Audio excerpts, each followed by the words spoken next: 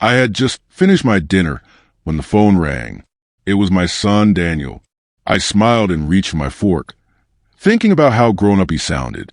We talked like we always did at first, about small things, the weather, the farm, how the crew was doing. Then I heard a click.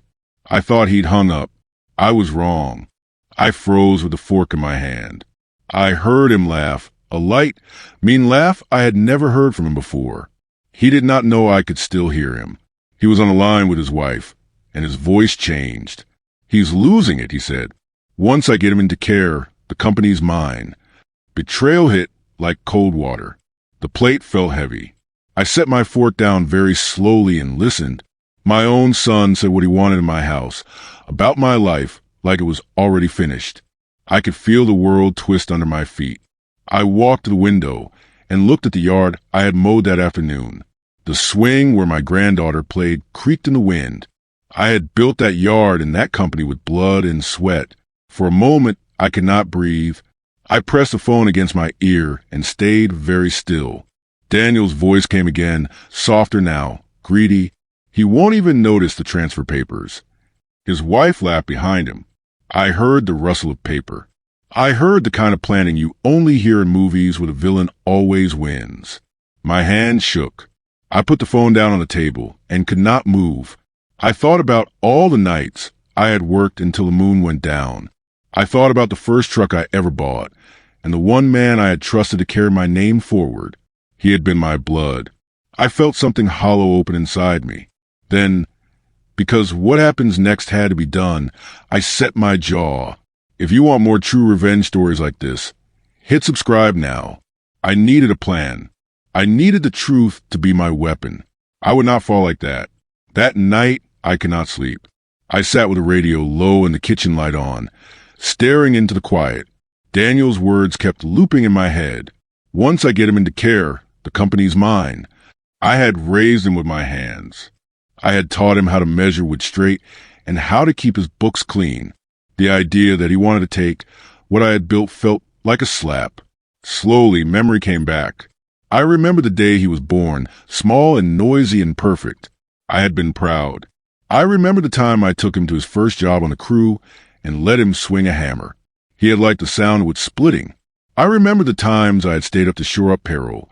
When the bank crossed us, I had thought I was teaching him how to be honest and steady. All that had turned into a plan, he whispered into a phone. I lit the old lamp in my workshop and touched the blueprints that lay on the table. They were full of plans for houses, for the clinic we would build next spring. My hands visited the grain of the table, like it was an old friend. My wife Ellen's picture sat near the radio. I put my palm against the frame. Her smile looked gentle and very trusting. I had not told her. I could not tell her yet. I had to think. The truth stung in a new way. It was not just the greed. It was the quiet practice of betrayal. My son had rehearsed this in shadows. He had turned smiles into a plan. I felt foolish for not seeing it. I kept asking myself where I missed the signs. Had I been too tired? Too proud? Or had he always been like this, and I wanted to believe otherwise? I stood and walked down the hall to the workshop. The smell of sawdust and oil steadied me. I sat by the workbench and ran my fingers over the faded ruler I had used since I started the company. It had grooved from decades of work. Don't ever let greed break what we built. Ellen used to tell me in the kitchen when times were hard. I had believed we were in it together. Now I knew I had been wrong. The thing that hurt most was not the loss of money. It was that someone I taught to be a man had made a plan to steal me blind. I pressed my forehead against my hands and let the quiet fold me. I would not show him I had heard. Not yet. I would pretend. The next morning Daniel came by like nothing had happened. He walked into the shop with his boots still wet from the drive and hugged me the way he always did. I felt the hug and let it be warm. Acting like I did not know would be harder than telling him I had heard. I learned to smile small in my life. I smiled now and asked about his job. He talked about leads and a new suit. He was smooth and confident. He thought he had me fooled. He sat at the bench while I checked a lumber order. His voice was easy when he asked about retirement options, like this was a chat between father and son about future plans. I kept my face calm. Inside, my mind was moving 1,000 miles an hour. I listened to his words and listened to the pauses. The more he spoke, the more sloppy he got. Greed makes men sloppy. I told him about small things. I asked his opinion on a faucet I was fitting, and he told me, smiling, that I should take it easy and let him handle the paperwork. He said, "We can make things simple. We'll get you to the home. Dad, you'll be comfortable." His hand brushed my shoulder. It was a touch meant to sweeten the lie. But his phone buzzed and I saw his sleeve. A glimpse of a folder under his arm had a realtor's name peeking out. He was careless now because he thought victory was near. He left early, and I watched him drive off with the truck he borrowed from the crew. I stood in the doorway and let the wind move the hanging chain on the porch. After he left, I walked through the office. The ownership papers were in the safe behind the old coat rack. I opened the safe and looked at the documents that had my name on them alone. No transfers. No filings. My breath became steady. Daniel had shown his plan too soon. He had been sure I would not notice. That was his mistake. I sat at the desk and pulled the ledger toward me like it was a friend. Every entry reminded me the company belonged to me because my hand had inked those numbers. I felt both anger and a sad sort of pride. He thought he had planned for everything. He had not planned for me. I drove into town to see Marjorie, my lawyer and old friend. She had looked after my first contract years ago when the bank had been unsure. I knew her to be sharp and honest. We had lunch at the diner where we talked like neighbors and shared pie. I told her about the call, careful with my words so Daniel could not be alerted. Marjorie's eyes grew hard as she listened. I had always known her to be someone who could smell trouble and do something about it. When I finished, Marjorie set her fork down and said, "Then let's make sure he inherits nothing but regret." Her voice was steady, not cruel, but full of purpose. I trusted her. It felt like a relief to have someone who saw the thing plainly. She asked me for facts, dates, names, details. I knew then I would not be alone. She told me to pretend nothing was wrong for now. Pretend confusion, she said, and let him get sloppy. If he tries to put papers in front of you, don't sign anything without me looking, she said. She tapped a napkin and looked me in the eye. We will gather proof. We will show the court his truth. We made plans quietly. She would look into bank records. I would look into what Daniel had been up to with company money. I felt like a man setting traps in a field he knew well. The difference was this field was human and felt like betrayal, but I moved like I had on job sites, methodical, patient, and practical. When I left Marjorie, I felt a strange calm. The plan gave me something steady to hold. I stopped by the office and watched the men working. They waved when they saw me. They did not know what storm blew under their feet. I walked between the trucks and felt the weight of years in my bones. My hands ached, but my mind was clear. That night, I went home and sat by Ellen's picture. I promised to do what was right and to not let greed steal our name. I would play along as I needed, but inside I was ready. As the days passed, I learned more than I expected. Daniel had been reckless. He had used company funds to quietly invest in small startups under his own name. I found invoices and wire transfers that did not match job expenses. When I checked the accounts with Marjorie, she nodded and said what I needed to hear. This is proof of misappropriation. The bank statement showed money moved to accounts that had nothing to do with paint or nails or payroll. I spent evenings in my office copying pages, making lists. The shop smelled like varnish and old paper, and I traced each payment like it was a trail through the woods. He had spent company money on risky things that had nothing to do with our work. That was greedy and it was stupid. It left a track. I also learned Daniel had been talking to realtors about the company property. He wrote an email asking, "How soon could we sell the old man's property?" It was cruel to see his words on a screen. I printed the email and put it in a folder labeled Evidence. Marjorie said that when a man uses company funds for himself and tries to sell off what he does not own, courts would not take kindly to him. I pretended to be slow and forgetting when Daniel offered to help me sign retirement papers. I let him see me as an old man ready to step back. I let him feel certain.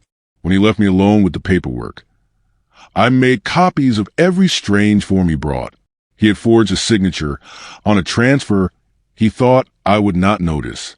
I photographed the document and saved it. The test had begun. He thought he had the power. He did not.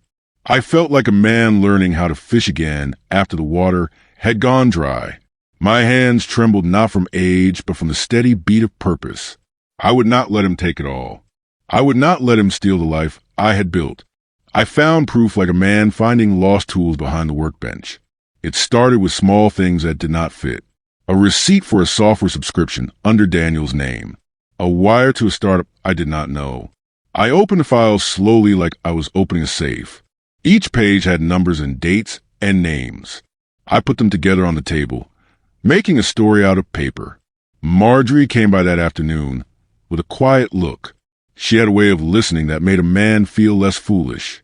I gave her the stack of papers and watched as her brow tightened. He's been using company funds for himself, she said. This will make them nervous if we show it to the right people. Her words were sharp and steady. I felt less alone. I did not tell Daniel I knew. I kept my face calm when he texted about final plans. I let him believe the old man was tired and ready to step aside. He sent me a list of documents to sign. I let him pile the pages on the table and watched him walk away with the swagger of a man who already thinks he owns the place. I copied every page he touched. I watched the way he wrote and the way he smirked when he thought I could not see. At night, I sat by the workshop lamp and matched transfers to invoices. Some invoices were for lumber, some were for coffee, but a few had no job numbers. They had company headers, but payments went to personal accounts. I put red marks next to each suspect entry. The list grew long. I felt like a detective who had been given the keys to a case. When Marjorie and I met again, she nodded slowly through the papers. This is not just a son trying to get the business, she said. This is theft. This is fraud. I had not used that word about my kin before. It felt heavy. I swallowed.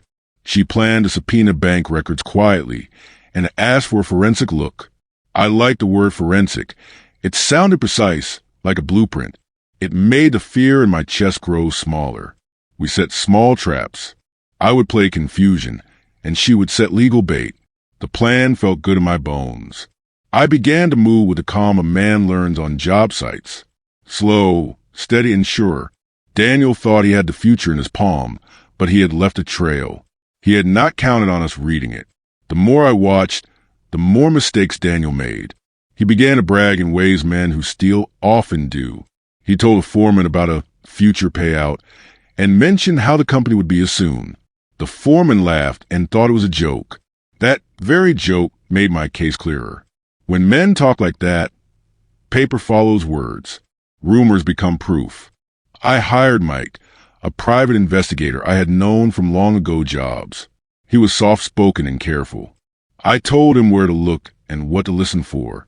He watched Daniel's office for a week and came back with a list of meetings and names. One name kept popping up, a realtor who specialized in quick sales and secret deals. Another was a banker who handled small transfers with little notice. These men were not villains. They were tools in a plan. I watched Daniel more closely. He left for lunch too often and came back with new shoes. His phone had messages from a woman with a business email, different from his wife's, asking about schedules. It was like watching a scaffold being built for a house that would never belong to the man who built it. At night, I would sit with Ellen's picture and think about the life we had built. The company had started with one old truck and a hand drill. We had taken jobs that no one else would touch. We had taken hard cuts. I had not intended to make riches, only work that could keep a family. Yet, somehow the money had become a prize in the wrong hands. Marjorie told me not to confront Daniel yet. You need a full picture, she said. If you make a scene, you lose chance to gather evidence. I nodded and kept my calm. I let Daniel think victory was near. Let him show his hand. Then we found an email he had sent to a local buyer. It asked in careful words how quickly they could move on a sale once paperwork was ready. It was not illegal by itself, but it was a key. It showed intention. I printed it and put it with the rest of the proof. My stack of papers now had weight. It was a pillow of truth ready to press down on everything he had built on lies. The test I set felt simple and cruel. Daniel liked to make me sign things. He thought gentle nudges and words would make me let go. So I invited him to the office to help with documents. I acted confused like an old man who had lost his way, smiling at his suggestions and praising his neat handwriting. He basked. He brought papers that looked official. He told me they were transfer forms to make everything easy. I watched his hands as he laid them on the desk, the way he pointed to where he wanted my signature. Daniel moved quick because he wanted to keep his advantage. I moved slower. I watched him forge lines where my name should be. I let him do it because I knew the truth would come out later. When he left, thinking the deed done, I turned on the recorder on my phone and played the forms. The forgery looked real to a quick eye, but under Marjorie's view it was clumsy. He had used the wrong date format, had misspelled a company code, and had copied a signature from a page that did not belong. He had rushed because he assumed time was on his side. That is what I had given him, a false sense of time. I took copies of everything he had left and photographed the pages. I set them with the bank statements we had already matched. It felt like building a model house. Each piece fit into the other. I labeled the envelopes like a man labeling tools. Forgery, transfers, realtor mail. The folders were small and simple. Their power was in their truth. When Marjorie looked at the assembled folder, she smiled briefly and then turned serious. "This is enough to freeze his plans if we move fast," she said. The words made the world change color. I had before been a man who signed contracts for loans and trucks. Now I was a man who would use contracts to stop a thief. I felt strange and strong all at once. Paper trails are heavy things. They do not lie. I had stacks of bank statements, emails, and forged forms. I had the recorder clips of Daniel saying, "Once he's in, the company is mine." I had the wire transfers to startups under his name. I had the proof that he had asked how fast the property might be sold. The evidence sat like a brick wall, solid and true. Marjorie said we should test the bank quietly. She sent a letter asking for transaction details going back 2 years. The bank replied with care. They wanted to know why. We told them we were reviewing records for possible fraud. They listened because the name of my company had clout here. That clout bought time and respect. While the bank looked, I reached out to Victor Alvarez, a man who once competed with me on bids and later became something like a friend. He had always respected the work I did. I called cautiously and told him the truth without drama. Our business might be for sale, but I wanted it to stay in good hands. Victor's voice was quiet on the other end, and then he surprised me by saying he would consider buying if I wanted to sell quietly for cash, no fuss. It was the kind of offer that men in my town make when trust matters. We planned a hidden deal. Victor agreed to meet with my lawyer and to keep things secret until signatures were ready. I felt odd about selling what I'd built, but I also felt wise. If Daniel thought he would inherit, I would sell to someone I trusted. It would be a clean break. Meanwhile, Daniel grew bolder. He began to pressure me for signatures. He joked in front of the crew about retirement parties and asked the office manager to prepare a celebration. I let them talk and smile. Behind their jokes was his arrogance, and arrogance leaves tracks. The trap had to look like mercy. I told Daniel I would sign things the next Friday. He grinned and clapped his hands like a young man, ready to open a gift. He said, "This will be smooth, Dad. I'll handle the paperwork. You just sign." He thought I could not see his chest puffing. That week I moved quickly but quietly. Marjorie finalized the bank records request, and Victor's offer walked into our safe like a silent friend. We drafted a sale agreement that would move the business to Victor the morning after Daniel expected to take control. I planned to keep a small consulting role, so I could say goodbye my way. Not because I needed the money, but because I wanted a seat at the table. Each night, I went over the safety locks on our accounts. I called Tom at the bank and asked him to place holds that would need my in-person approval for any large transfer. It felt like changing the lock on a house. The men at the bank nodded and did it, because they knew my name and because I had been careful with them for years. Daniel stayed confident. He brought a champagne bottle to the shop the day before the signing and left it in the refrigerator like a trophy. The crew laughed about it and took bets on who would give the speech. I let them enjoy the joke. I let Daniel think the stage was his. On Friday, I wore my best jacket. It was the same one Ellen liked. I felt strange and steady as I walked to my office. The sale papers were ready and Victor's men were in town. I had learned to move like a man on a job site. Quiet when the work needs silence, loud when victory needed the sound. Victor Alvarez arrived that morning wearing the same calm grin he'd always had back when we used to fight for bids. We met in my office behind closed doors. He looked around the room and said softly, "You built this place right, Frank. I'll keep that legacy." Those words meant more than any price. We went over the agreement. $4.2 million. Cash deal. No loans, no partners. I'd stay on as consultant for 1 year to help the transition. Every worker would keep his job. I felt like I could breathe again. For the first time in weeks, my chest didn't ache. We shook hands just as Marjorie came in with the documents. "Confidential until all signatures clear," she reminded Victor. He nodded. I liked that about her. No wasted words, just steel. I signed every line slowly, my hand steady, the pen scratching like thunder in my ears. When it was done, Victor gripped my shoulder. "It's an honor," he said. We agreed that the announcement would go out next Friday, same day Daniel thought he'd inherit the company. I smiled at the symmetry. Life sometimes gives you the perfect stage to end a play. After they left, I walked through the workshop. Men were sanding beams, joking, calling me boss like they always had. I looked at the light cutting across the wood dust and felt proud. These were good men who worked hard and never cheated anyone. I was selling to protect them, too. That night, Daniel called. He sounded cheerful. "Big day coming, huh, Dad?" "Sure is," I said. "Everything's coming together." He laughed and told me not to worry. "By next week, you'll be resting easy." He had no idea how right he was. I poured myself a small glass of whiskey and sat by Ellen's picture. I told her quietly, "We're almost there, love. He won't take what we built." The house was silent, but somehow I felt her beside me. The next few days, I played the part of the tired old man. I let Daniel think I was confused, even asked him to remind me what papers I needed to sign. He fell for it easily. His greed made him careless. He started showing off new plans to his wife. Plans for renovations, new cars, vacations. Meanwhile, Marjorie worked behind the scenes, finalizing every sale detail with Victor. The bank confirmed the funds would be wired Thursday night. I checked the account myself. Solid, real, irreversible. On Wednesday evening, I went to the workshop after everyone left.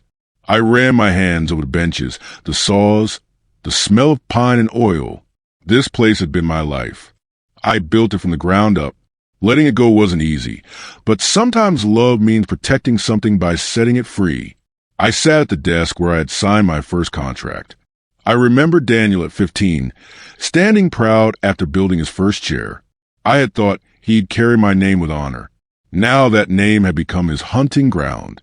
I whispered, "You forgot I still own the place." Thursday morning, Victor called to confirm the final step. "Funds clear at noon, Frank," he said. "You'll see the wire by afternoon." I thanked him and told him to keep everything quiet until I gave the word. By late afternoon, I logged into my account and saw the numbers change. The sale was complete. For $0.2 million sat in a trust under my name alone. Hayes and Son Construction no longer belonged to the Hayes family. That night, I cooked myself a small steak, opened a bottle of Ellen's favorite wine, and toasted to new beginnings. My phone buzzed. It was Daniel again, asking if Friday's meeting was still on. "Wouldn't miss it," I said. He laughed. "Good. You're making the right choice, Dad." "Yes," I said softly. "For once, I think I am." Friday morning came bright and cold. Daniel arrived early, dressed sharp, new suit, polished shoes, a bottle of champagne under his arm. "To new beginnings," he said, grinning. His confidence filled the room like cheap perfume. I offered him coffee, pretending not to notice the folder he carried. Inside were the fake retirement papers he drafted. I knew every word of them already from the copies I'd made.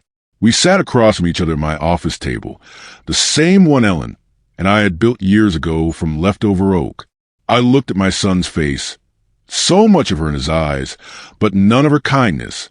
He started explaining the forms, his voice smooth, rehearsed. All standard, he said. Just transfers ownership cleanly. You'll still have visiting rights at the office. I nodded and asked a few harmless questions. His smile grew wider. When he handed me the pen, my hand didn't shake. I signed my name on a meaningless piece of paper. He didn't know the real company was already gone. The ink wasn't even dry when he reached for the bottle of champagne. To us, Dad, he said. To family. To family, I replied, watching him pour. After he left, I sat for a while. The air smelled like victory and sawdust. I knew what would happen in a few hours. Victor's announcement email, the shock, the panic. But I felt no joy, only calm. Revenge doesn't feel like fire when it's real. It feels like peace. I whispered, "You did this to yourself, son." Outside, the workers laughed as they unloaded new timber. The world moved on, and I let it. I spent that afternoon walking through the workshop one last time. Every beam, every shelf, every stain on the floor had a story. I touched the spot where Daniel had once dropped his first nail gun, the old corner where Ellen used to bring sandwiches when money was tight. I could still hear her saying, "Someday you'll rest easy here." Each tool seemed to hum with memory. I wasn't leaving because I failed. I was leaving because I had learned that sometimes you have to rebuild with silence instead of wood. I watched the men work, steady and proud. They nodded when they saw me, and I nodded back. I didn't tell them the news yet. They'd find out soon enough. From Victor, not Daniel. Back in the office, I opened my drawer and took out an old envelope labeled plans.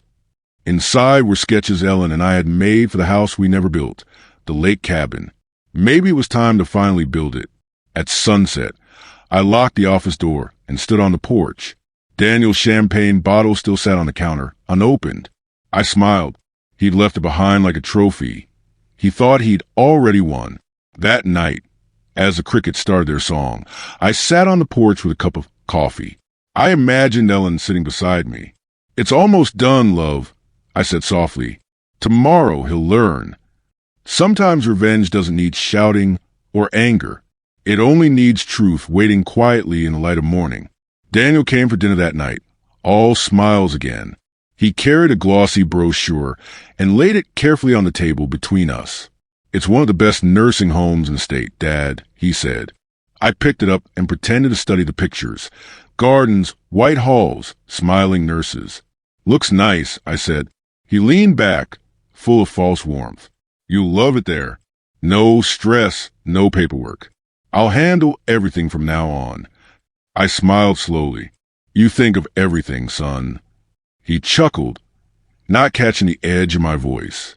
That's what family's for. Halfway through dinner, I placed my phone face down on the table. Its red recording light blinked softly against the wood. I asked him harmless questions about when he planned to move me, what he'd do with the business, how he felt about running things. He answered every one with careless honesty. After dessert, he called his wife from the kitchen. He didn't know the mic was still recording. I heard his laughter float back into the room. "The old man signing over control Friday," he said. "We'll start listing the property next week." Betrayal had a sound, and I had it captured now, clear as day. As he drove away, I stood at the window and watched his taillights fade.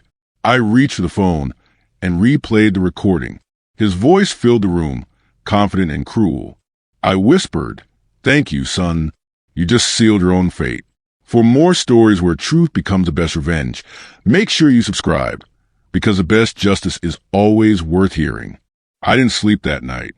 I kept playing the recording over and over until every word was carved into me. The old man signing over control Friday. His voice had no hesitation, no kindness, just victory. That was what hurt most. At sunrise, I sent the file to Marjorie with one line. For Friday, she called within minutes. "Frank, this is gold. You just gave us the bulletproof vest we needed." Her calmness steadied me. We talked through what would happen next. How Daniel's words would sound in court, how his laughter would destroy his claims. The rest of the day, I acted like nothing had changed. I drove into town, bought nails, talked with the crew, smiled when they joked. Inside, though, I was counting hours. Every tick of the clock felt like justice sharpening its blade. That evening, I sat on the porch with Ellen's picture in my lap. I told her, "Tomorrow, I'll sign something real, not for him, but for us." The wind moved through the trees as if she answered. I took that as a yes. Before going to bed, I made one last list: bank contacts, lawyers' numbers, and Victor's confirmation. Everything was ready.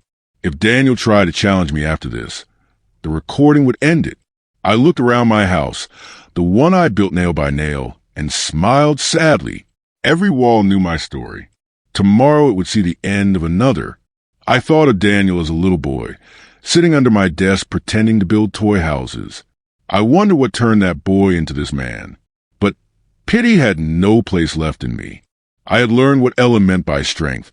It's not how loud you fight, but how long you stay standing when everyone else thinks you've fallen. Tomorrow, my son would learn the same lesson. The morning after that call, Marjorie met me at her office downtown. She looked rested, calm, and sharp as ever. "Before we close the sale for good," she said, "let's fix one last thing. Your will." I frowned. "What for?" She smiled thinly.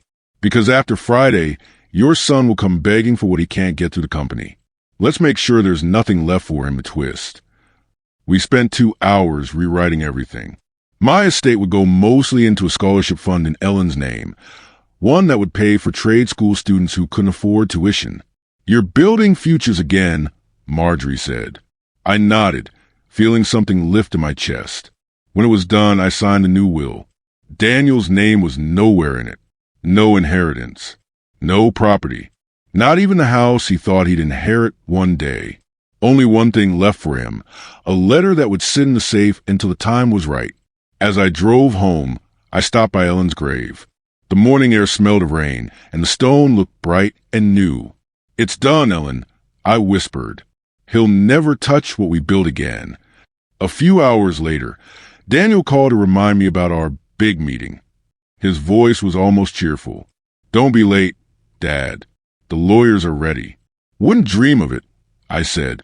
That night, I opened the safe and slid a sealed envelope inside, marked simply, "For Daniel when I'm gone." Inside was not just my last words, but something smaller, folded carefully. It would make sense to him one day. Too late to change anything. For the first time in months, I slept without waking up in the dark. Thursday morning, Daniel drove me to a medical appointment. "Routine checkup," he said. I knew better. He was building proof, trying to show I was declining. The doctor, a young man with a kind face, greeted us politely. Daniel explained that I'd been forgetful lately. I smiled at that. Sometimes, I said, I forget how many nails it takes to build a house. Then I count again. The doctor chuckled. He asked questions, simple ones. My address, the date, the name of the president. I answered them all easily. Then I started telling him about the first clinic I built in '88, how the mayor came by to shake my hand, how proud Ellen had been. The doctor listened closely and then leaned toward Daniel. Your father's mind is sharper than mine before coffee. Daniel's fake smile wobbled. Maybe he's just having a good day. The doctor printed the report right in front of him. No signs of cognitive decline. I read it aloud slowly so Daniel could hear every word. His face went pale. As we walked out, I patted his shoulder. See, son? The brain's like a hammer. Works fine if you keep using it. He didn't reply. Back home, I called Marjorie and told her about the visit. She laughed softly. Perfect. Every lie he's told is falling apart. That evening, I checked my bank account again. Victor's wire was in. The sale was fully closed. The business no longer belonged to Hayes and Son. I sat there for a long time, letting that truth sink in. By tomorrow, Daniel would realize his inheritance was gone. By the day after, the world would know. Friday dawned bright and cold. The kind of morning that makes every breath feel sharp. I woke early, made coffee, and watched the sunlight crawl across the workshop floor. It would be the last time I saw it as mine, and I was ready. At 10, Victor and Marjorie met me at the bank. The sale documents waited on the polished table, neat and perfect. I read every word again, though I already knew them by heart. My hand didn't shake as I signed. "Congratulations, Frank," Victor said. "You built something worth keeping." When the last signature dried, the manager nodded. Funds transferred. It was done. For $0.2 million. Real, honest, clean. The company I had built from sweat and splinters now belonged to someone who respected it. Not my blood, but my equal. We went for lunch afterward, quiet and satisfied. Victor promised to tell the crew after his announcement email. Went out that afternoon.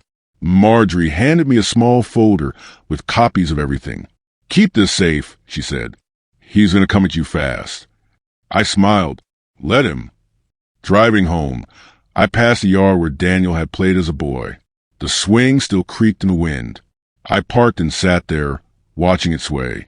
I thought about what tomorrow would bring, the storm he'd made for himself. That night, I cooked dinner alone.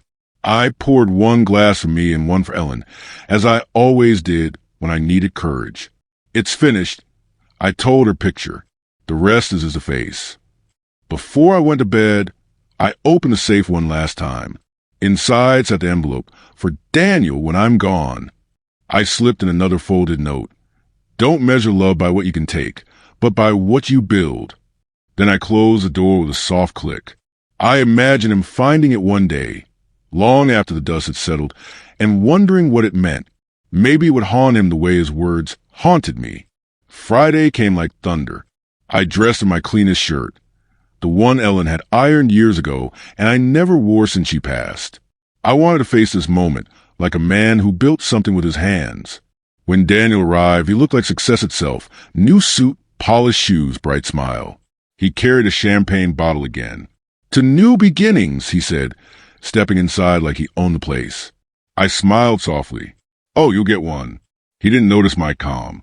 He laid his fake documents on the desk with a flourish.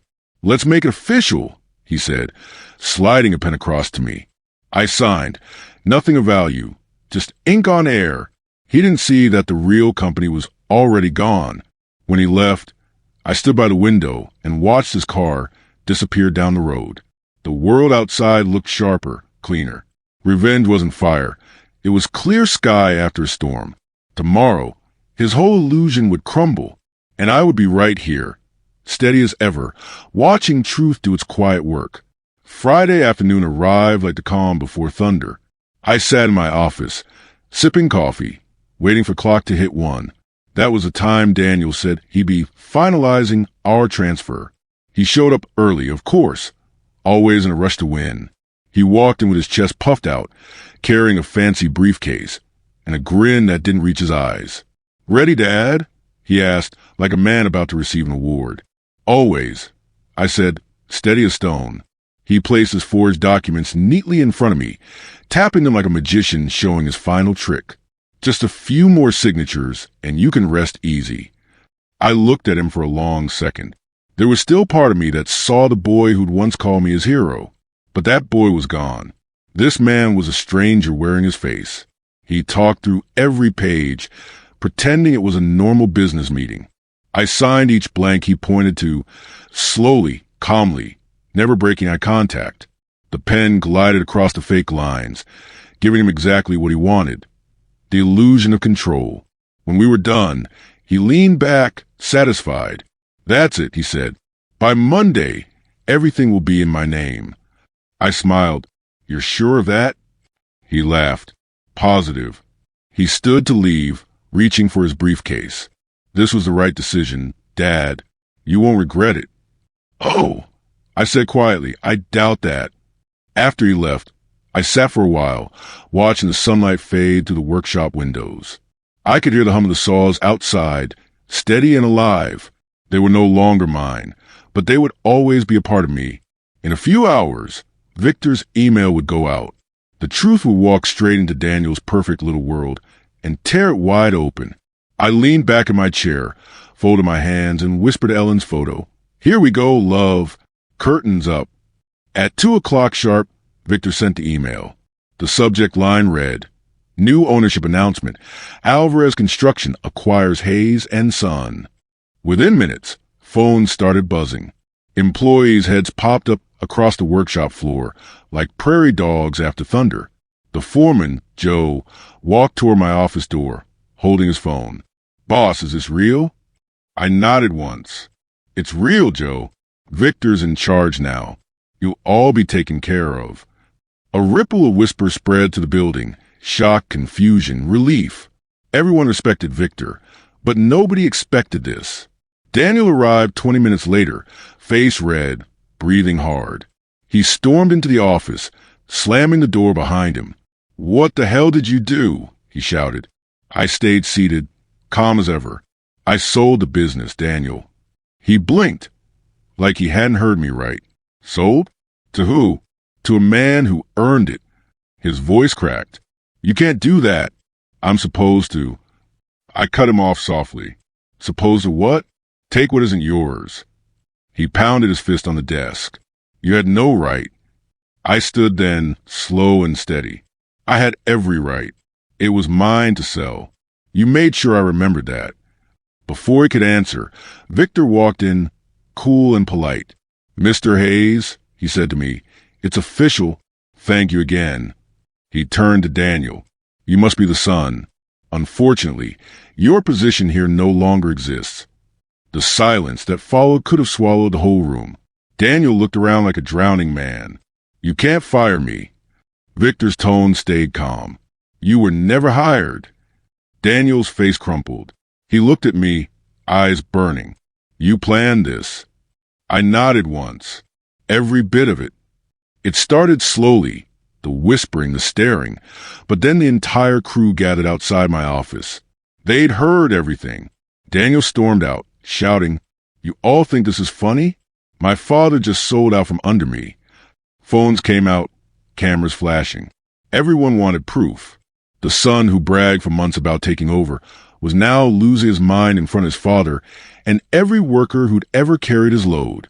Victor crossed his arms, staying silent. He didn't need to say anything. Daniel was doing the work himself. He kicked a chair, grabbed a stack of papers, and threw them at the floor. You can't do this to me, he screamed. I stepped out from the doorway and let my voice carry. I didn't do this to you, Daniel. You did it to yourself. He froze. For a moment, the whole place went still. Even the saws stopped. I walked closer until I could see the panic in his eyes. You told me I was losing it, that I'd sign anything. You forgot I built this with my hands, and I know how to read a blueprint, including the one you tried to fake. His mouth opened, but no words came. Someone in the back whispered. He recorded him. That rumor spread fast, and Daniel's face went white. I turned to Victor. This is your shop now. Run it with honesty. Then I looked back at my son. And you, Daniel, learn the difference between inheritance and worth. I walked past him, out into the sunlight. Behind me, I heard one of the workers say, quietly, Guess the old man still had a few tricks. I smiled. Justice didn't roar, it whispered. Daniel's tantrum didn't end at the shop. He chased me into the parking lot, shouting threats and wild words about lawyers. I didn't turn back once.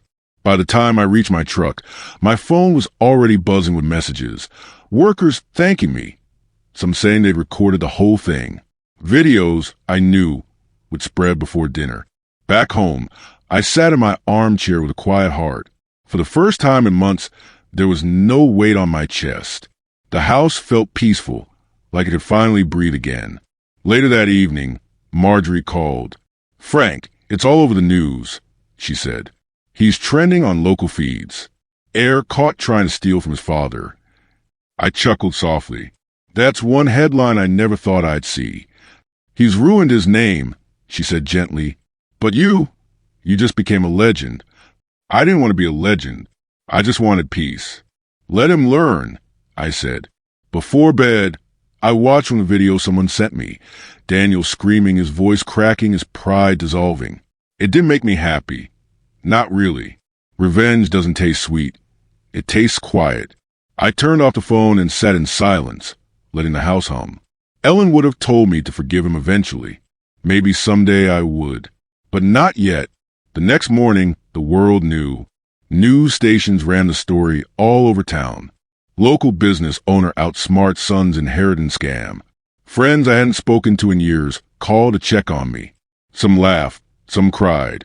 Daniel went into hiding for a while. His wife left him. Clients cut ties. Word spread fast in small towns. Trust once broken never mends. Marjorie called again. He's threatening to sue Frank. Let him. We'll end in a day. We did. She filed every document. Recordings, fake papers, stolen transfers. The judge dismissed Daniel's case before lunch. No standing, the ruling said. Plaintiff acted in bad faith. By evening, Daniel's reputation was gone. His name, once clean, had become mud. And I was free. I drove to the workshop that night, now with Victor's name on the door. The men greeted me warmly. They still call me Mr. Hayes, out of habit, maybe respect. I walked the floor one last time, the scent of pine and metal wrapping around me like memory. Before leaving, I looked up at the sign Victor had already hung.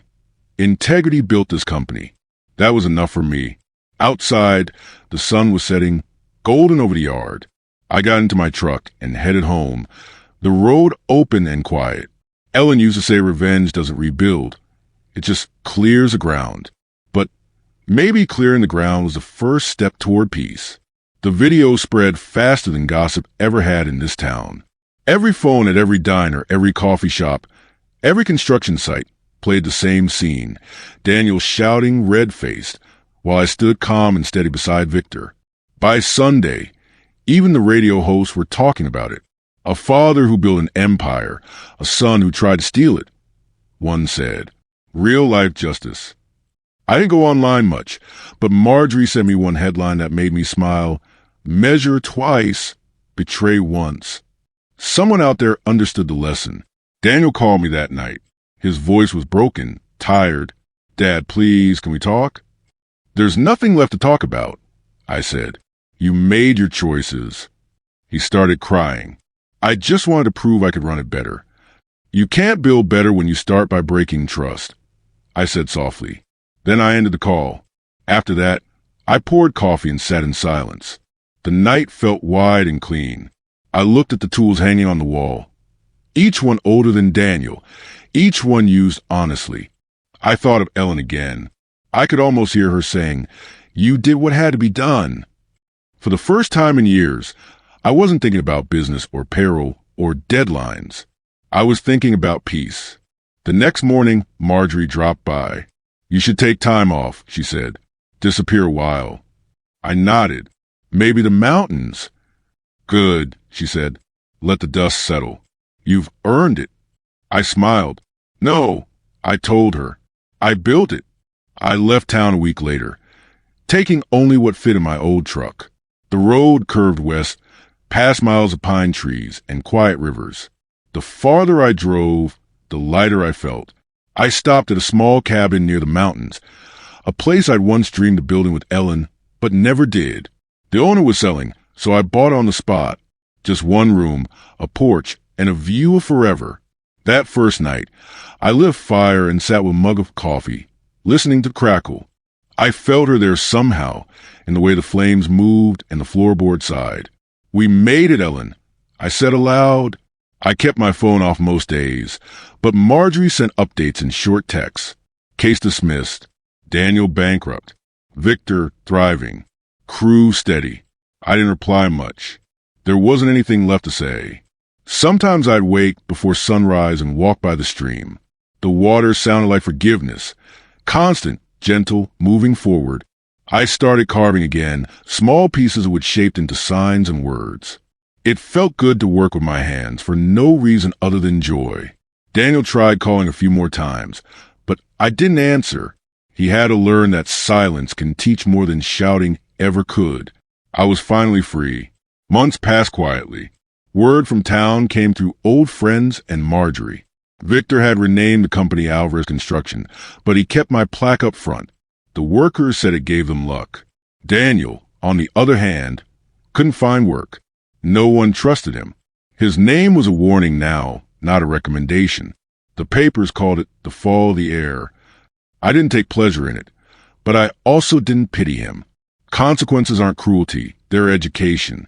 One evening, I carved a new sign for the porch. It read, "Freedom built by truth." I nailed it above the door and smiled. The sunset turned the letters gold.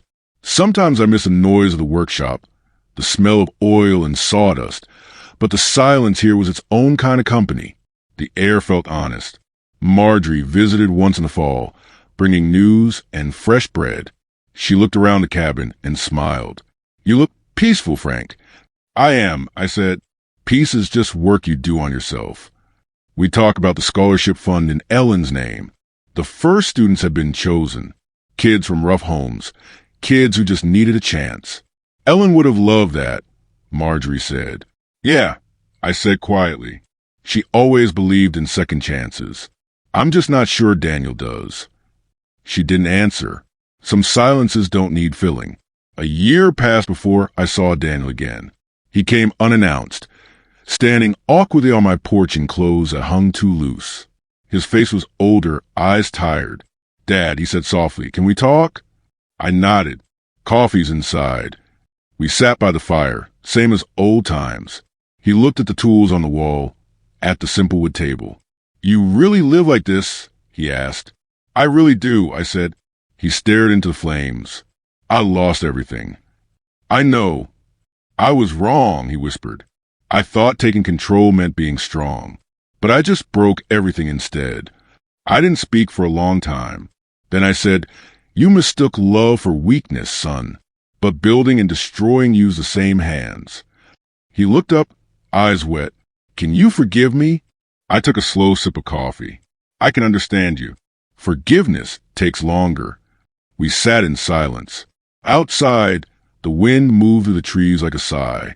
He stayed an hour, then left quietly. I didn't stop him. When the door closed, I felt something small shift inside me. Not forgiveness, but something close. 30 weeks later, I drove back into town for the first time since everything fell apart. Victor greeted me like an old friend. "Frank," he said, "you have to see this." He led me through the new headquarters. Fresh paint, new offices, same soul. On one wall hung a bronze plaque. I read the words slowly. "Founded by Frank Hayes, 1979, built with honor." I touched the edge of the metal. It was cool and smooth, but it burned with pride. "Your story keeps people honest," Victor said. "We tell every new hire. Integrity isn't a word, it's a practice." I smiled. "Keep it that way." He nodded. "Always." When I left, I stood in the yard one last time. The air smelled like sawdust and promise. The company was stronger than before, and it no longer needed me. That, I realized, was the truest kind of success. Driving home, I passed the old swing where my granddaughter used to play. It creaked gently in the wind, same as always. Some things survive storms. When I reached the cabin, I sat on the porch and watched the sunset bleed across the mountains. I whispered, "We did it, Ellen." He learned, just not the way he wanted. Then I picked up my carving knife and a new block of wood. It was time to build something just for me. A few months later, a journalist reached out. She was young, polite, and eager. "Mr. Hayes," she said, "we're doing a feature called Local Legends. Would you be willing to share your story?" I almost said no. I didn't like the word legend. Legends are for men who chase glory, not for ones who simply survive it. But she said something that caught me. "I want to know how you built a life worth losing and still kept your peace." So I agreed. We met at the old diner in town. She recorded everything on a small device that looked too delicate for truth. She asked about the early days, the first job, the struggle, the years Ellen and I spent fighting to make ends meet. I spoke about work, about community, about mistakes. When she asked about Daniel, I paused. What happened between us? I said carefully, wasn't about money. It was about forgetting what matters. "Would you call it betrayal?" she asked. I smiled faintly. "No, I'd call it education." She looked puzzled. So I explained, trust is a foundation. Once cracked, it collapses. But when you rebuild, you build stronger. When the interview was over, she thanked me and said, "You don't sound bitter." I shrugged. Bitterness is just unfinished grief. The article came out a week later. The headline read, "Frank Hayes, the builder who chose integrity over inheritance."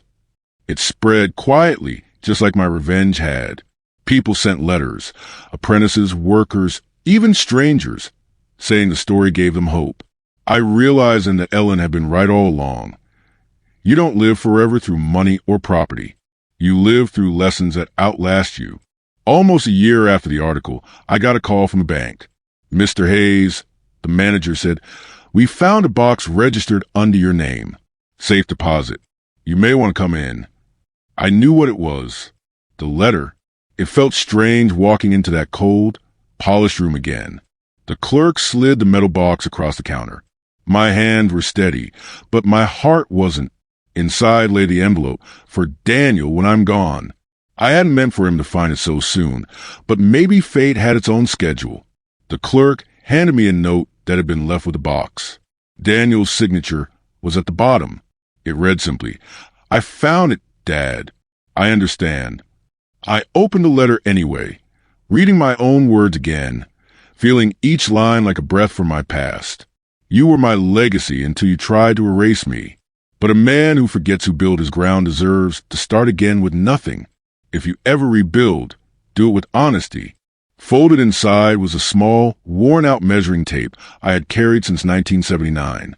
On the metal side, etched with my pocket knife years ago, were the words, "Measure twice, act once." It had been my motto, my warning, my love letter disguised as advice. For the first time in a long while, I let tears come. Not for loss, not for anger, but for everything we both learned too late. The scholarship fund grew faster than I expected. Trade schools from 3 counties applied for support. Marjorie handled the legal end. I just showed up to hand out the first set of tools to the kids. There were 20 of them, boys and girls from rough homes, hands nervous but eager. When I spoke, I kept it simple. "You don't need to be rich to build something that lasts," I said. "You just need to care about the work." They clapped politely, not knowing that their faces healed something inside me. Every nail they'd drive would echo what I'd once stood for. That night, I went home and sat by the fire, thinking about Daniel. Somewhere out there, he was probably starting over, maybe working small jobs, maybe still lost. But that wasn't my burden anymore. I realized something then. Revenge ends the day peace begins. And peace, I finally understood, wasn't forgetting. It was forgiving yourself for believing the wrong people. The fund became my new blueprint. Each year, more students joined, more letters arrived. They thanked me, called me sir, and promised to build honestly. Ellen's name was on every certificate. Her kindness had become a legacy stronger than steel. One student stood out, a quiet young man named Miguel.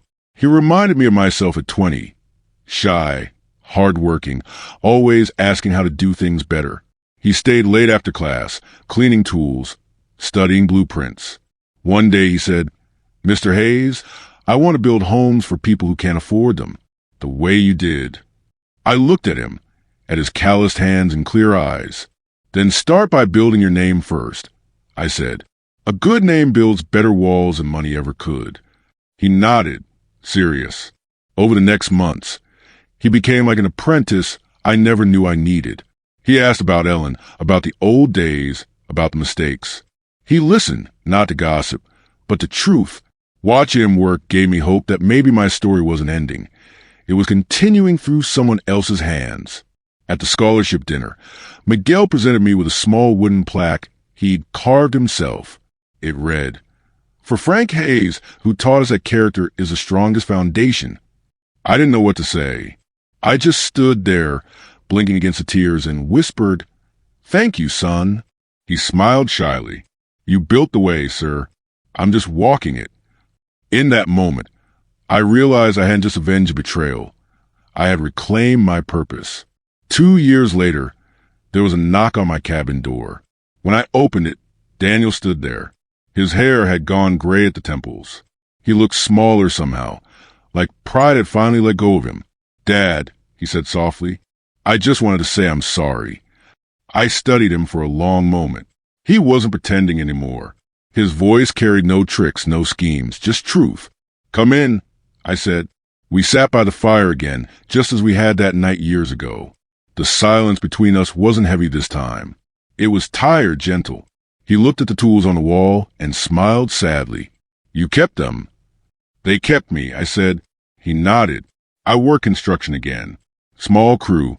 It's honest." I poured him coffee. "Good. You're learning." He hesitated. "You ever think we can fix what I broke?" I looked at the flames and said quietly, "Some things don't need fixing. They need remembering." He nodded. We didn't hug, didn't cry. We just sat there, two men who finally understood the cost of forgetting what mattered. When he left, I watched him walk down the trail until he disappeared into the trees. I whispered, "That's enough, Ellen. He's learned." Weeks passed after Daniel's visit. I thought about our talk often, not with anger, but with the quiet ache of acceptance. He hadn't come for forgiveness.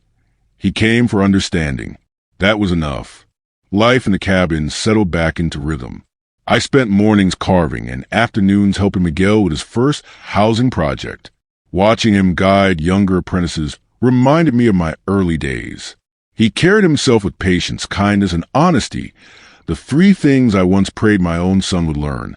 One afternoon, Miguel said, "Mr. Hayes, your story about your son, about the company, it changed how I see success. It's not about owning, it's about earning." I smiled at that. "You're wiser at 20 than I was at 50. Sometimes I still heard Daniel's voice in my mind, not the greedy one, but the softer one from when he was young, asking me how to drive nails straight. I wish we could go back to that workshop, just once, before money got in the way. But life doesn't hand out rewinds. It gives you lessons. Ellen's photo sat on the mantel, her smile as bright as ever. I spoke to her at night, telling her small things, how the kids were doing, how the scholarship was growing, how Daniel had finally changed. Maybe love doesn't end when people leave. Maybe it just changes form, becoming the echo that guides you home. I realized then that forgiveness wasn't a gift to Daniel. It was a freedom for me. The following spring, Daniel came back again. This time he didn't stand at the door. He brought his tools. "Thought I'd help fix that fence you keep ignoring," he said with a half smile. I raised an eyebrow. "You remember how to measure?" He grinned faintly. "Measure twice, act once." Those words hit me harder than I expected. I didn't say anything for a while, just handed him the hammer. We worked in silence, with creaking beneath our hands. The air smelled like cedar and second chances. After an hour, he looked up. "I used to think you were controlling," he said. "Now I know you were just careful. I confused love with limits." I drove another nail into the beam. That's something most men never learn. When the fence was done, we stood back, admiring it. The boards were straight, the line true. "You still got it," I said. "So do you," he replied. We didn't talk about the past again. We didn't need to. The fence stood between what was and what could still be, strong, honest, built together. As he left, I said, "Daniel." He turned. "Don't waste what you've learned." He nodded. "I won't." Sometimes healing doesn't happen in words. It happens in shared work, in the swing of a hammer, in silence that finally means peace. Months later, I visited Ellen's grave with fresh flowers, white lilies, her favorite. The air was cool, the grass damp with morning dew. I brushed the stone clean and sat beside it for a long while. "You were right, love," I said softly. "He learned, maybe not the way you hoped, but he learned." I told her about the scholarship, about Miguel, about Daniel's fence. I even laughed a little. "You'd like him now," I said. "He's slower to speak, quicker to listen." The wind moved gently through the trees, and I felt something light settle in my chest. Maybe that was her answer. Before leaving, I placed a small carving at the base of stone, a simple piece of oak shaped like a heart, carved with the words, "Built with love." Driving back to the cabin, I realized how quiet my mind had become. No anger, no revenge, just gratitude. I had lost much, but gained something purer. Clarity. The world had taken my company, my wife, and the son I thought I knew, but it gave me peace, honesty, and purpose in return. It felt like a fair trade. That summer, Victor invited me to the company's grand reopening. The new sign read, Alvarez and Hayes Construction. I almost didn't go, but curiosity won. When I walked into the new lobby, every worker stopped to shake my hand. On one wall hung a large bronze plaque that read, Integrity built this company, in honor of Frank Hayes. I stared at it for a long time, the letters gleaming in the sunlight. It wasn't pride that filled me, it was gratitude. I'd once thought revenge would be the final act. Turns out, legacy was. Victor clapped me on the shoulder. You didn't just build walls, Frank. You built people. I smiled. That's all I ever wanted. When I left, I turned once more to see the workshop. The saws sang, the air buzzed with purpose, and I knew everything was as it should be. Back at the cabin, I decided to carve one final piece. The wood was old pine, soft and golden. My hands were slower now, but steady. The words came to me as I worked, simple and true. Freedom is the last project a man builds for himself. When it was done, I hung the sign above the door and stepped outside. The sun spilled across the mountains, painting everything in gold. The world felt lighter, honest. I brewed coffee, sat on the porch, and watched the wind carry the scent of sawdust and rain. The birds called from the trees like old friends. For the first time in decades, I felt whole. No bitterness, no fear, just peace. The kind that comes when you built your life, torn it down and rebuild it stronger. Somewhere in the rustle of leaves, I could almost hear Ellen whisper, Job well done, builder. I smiled, leaned back, and closed my eyes. The past was finished. The foundation held. And I was finally free. Thank you for watching. Please like, share, and subscribe for more.